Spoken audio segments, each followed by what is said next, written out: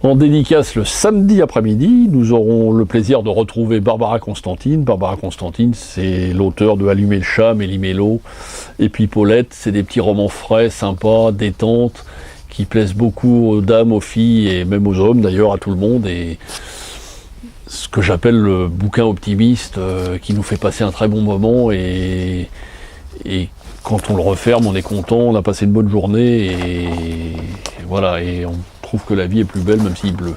Donc elle nous fera le plaisir de revenir le samedi après-midi. Chris Constantine, c'est quelqu'un que je ne connaissais pas, qui est venu l'année dernière et que j'étais très agréablement surpris de découvrir et qui nous revient cette année avec un livre aux éditions J'ai lu qui s'appelle À pas compter. C'est dans le domaine policier. Il sera là tout le samedi et tout le dimanche. C'est quelqu'un vraiment de... C'est une belle rencontre aussi, ça, et c'était des romans que je connaissais pas, hein, j'ai pas honte de le dire. J'ai appris à le connaître et je suis très content qu'il revienne cette année. Et il a été très sympa avec les gens qui ont gardé un bon souvenir de son... Parce que l'avantage aussi du salon, c'est les rencontres que peuvent faire les gens avec les auteurs, mais c'est aussi les rencontres que peuvent faire les auteurs avec les gens, avec leur public, comment ils sont, comment ça. Et c'est quelqu'un qui est vraiment de très sympa et très chaleureux avec les gens.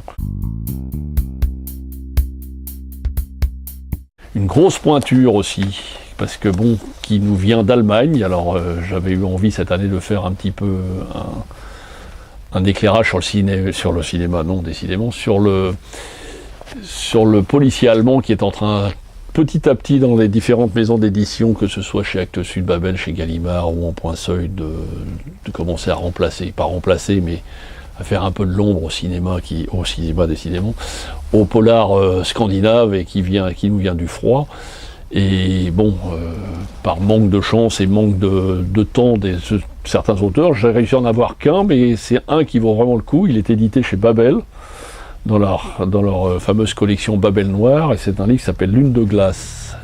Et pour tous ceux qui aiment les romans de chez Babel, que ce soit les Millennium ou autres Camilla Läckberg, là c'est un autre univers parce que c'est un univers allemand, mais pour ceux qui aiment bien Dvoren Zangar, Sorry chez Sonatine, Volker Kutscher, ou même Philippe Kerr dans un autre registre, puisque lui c'est des romans qui se passent, c'est pas un allemand déjà, mais c'est des romans qui se passent en Allemagne dans les années 30, c'est quelque chose à découvrir.